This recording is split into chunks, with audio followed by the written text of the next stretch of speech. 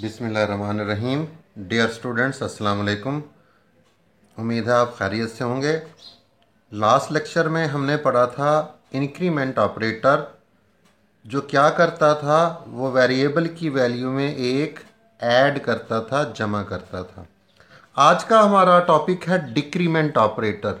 ये कैसे लिखते हैं? माइनस माइनस, यानी दो माइनस साइन लिखने से ये एक डिक्रीमेंट ऑपरेटर बनेगा। ये दो डिक्रीमेंट ऑपरेटर नहीं है, ये दो माइनस साइन मिलकर एक डिक्रीमेंट ऑपरेटर बनाते हैं। डिक्रीमेंट ऑपरेटर क्या करता है? It subtract one from the value of variable. ये वेरिएबल की वैल्यू में से एक माइनस करता है, सब्ट्रैक्ट करता है। अब लेट से हमारे पास क्या है, एक int x is equal 10। x क्या है? एक वेरिएबल है जिसकी वैल्यू क्या है? 10 है। अब डिक्रीमेंट ऑपरेटर आपने लिख दिया x माइनस माइनस। इससे क्या होगा? x की वैल्यू कितनी हो जाएगी? 9 हो जाएगी, यानी 10 से एक माइनस करेंगे तो 9। तो डिक्रीमेंट ऑपरेटर क्या करता है? x की वैल्यू में से, इस वेरिएबल की वैल्यू में से एक नफी करेगा, दो नफी नहीं करेगा, एक माइनस करता है। तो x की वैल्यू 10 थी, 10 से क्या हो गई? 9। डिक्रीमेंट ऑपरेटर को आप कांस्टेंट के साथ नहीं लिख सकते। यहां पर 8 हमारे पास क्या है? Constant. 8 minus minus, 8 minus minus करने से ये 7 नहीं बन जाएगा, बल्कि ये स्टेटमेंट ही रॉन्ग है। आप इस स्टेटमेंट को, ये वैलिड नहीं है, ये इनवैलिड स्टेटमेंट है, यानी ये रॉन्ग है, ये गलत है। आप डिक्रीमेंट ऑपरेटर को कांस्टेंट के साथ नहीं लिख सकते। 8 इसमें कांस्टेंट है, तो ये लिखना ही ऐसे गलत है। डिक्रीमेंट ऑपरेटर जो है वो एक्सप्रेशन के साथ भी नहीं लिखा जा सकता। a प्लस बी क्या है? एक्सप्रेशन है, और डिक्रीमेंट ऑपरेटर क्या करेगा? इस एक्सप्रेशन के साथ इसको लिख ही नहीं सकते, ये वैल्यू नफी नहीं करेगा, यहां पर इसको आप लिख ही नहीं सकते। Types of decrement operator. दो तरह के डिक्रीमेंट ऑपरेटर को दो तरीके से लिख सकते हैं, प्रीफिक्स डिक्रीमेंट ऑपरेटर और post fix decrement operator. Pre का मतलब होता है पहले, यानी डिक्रीमेंट ऑपरेटर को पहले लिखना है। किससे पहले लिखना है? वेरिएबल से पहले। जैसे यहां पर दिखाया गया, ये माइनस माइनस, ये डिक्रीमेंट ऑपरेटर है, ए वेरिएबल है, तो डिक्रीमेंट ऑपरेटर को पहले लिखा। ये प्रीफिक्स डिक्रीमेंट ऑपरेटर को यूज किया। इसी तरह पोस्ट, पोस्ट का मतलब होता है बाद में। क्या चीज बाद में? डिक्रीमेंट ऑपरेटर बाद में। किसके बाद में? वेरिएबल के बाद में। तो जैसे यहां पर दिखाया गया कि ए वेरिएबल है और माइनस माइनस डिक्रीमेंट ऑपरेटर है, तो ये वेरिएबल के, डिक्रीमेंट ऑपरेटर वेरिएबल के बाद में लिखा जाता है। अब इसको एक एग्जांपल से समझ लेते हैं।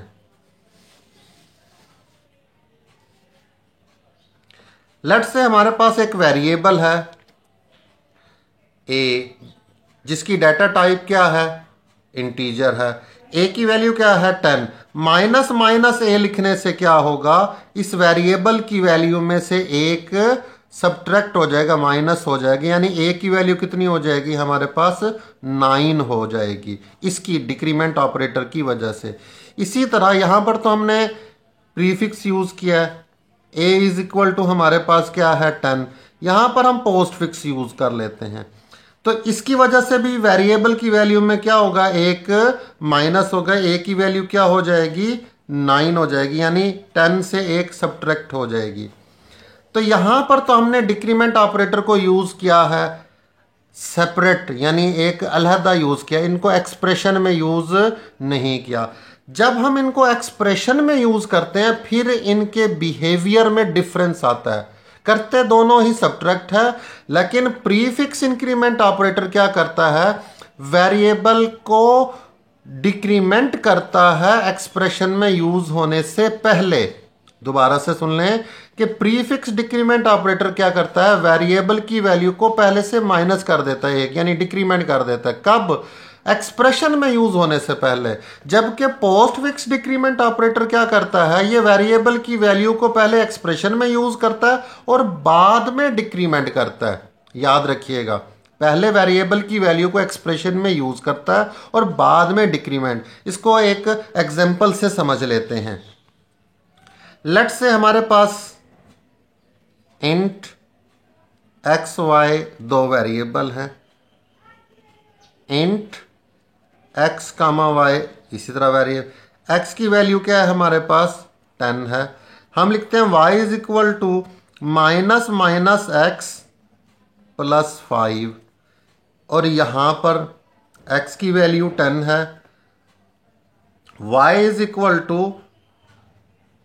x minus minus plus 5। देखें यहां पर हमने इस डिक्रीमेंट ऑपरेटर को यूज किया है एक्सप्रेशन में, ये पूरा एक्सप्रेशन है यहां पर। तो डिक्रीमेंट ऑपरेटर को एक्सप्रेशन में यहां पर डिक्रीमेंट ऑपरेटर ये प्रीफिक्स था, यहां पर पोस्ट फिक्स है। ये पोस्ट फिक्स डिक्रीमेंट ऑपरेटर को एक्सप्रेशन में यूज किया। अब इन दोनों के बिहेवियर में फर्क होगा, ये डिफरेंस होगा। क्या डिफरेंस होगा? अब लेट्स से आप इस एग्जाम्पल को समझने के लिए रफ अमल में x की वैल्यू लिख लें। आप x की वैल्यू कितनी है आपके पास 10 है। तो ये प्री फिक्स है, तो ये क्या करेगा इसकी वजह, अब इसको सॉल्व करेंगे तो प्री क्या करता है, पहले डिक्रीमेंट करेगा, यानी इसकी वैल्यू क्या हो जाएगी, x की वैल्यू 9 प्लस 5 कितना होगा 14। ये 14 किसको मिलेगा, y को, तो y की वैल्यू क्या हो जाएगी 14।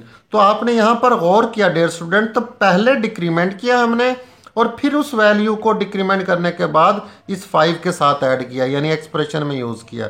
अब इधर आ जाएं, x की वैल्यू लिख लेते हैं हम, कितनी है हमारे पास 10 और y की वैल्यू हम यहां पर अब कैलकुलेट करते हैं, इसको सॉल्व करते हैं। अब ये पोस्ट फिक्स है, यानी ये बाद में डिक्रीमेंट होना है, कि बाद में से मुराद कब है, यानी पहले एक्सप्रेशन को सॉल्व करें और बाद में डिक्रीमेंट। पोस्ट का मतलब होता है बाद में। तो x की वैल्यू आपके पास 10 है, इस 10 प्लस, यानी डिक्रीमेंट नहीं करना, बाद में करना है, 10 प्लस 5 15 किसको मिलेगा, y को।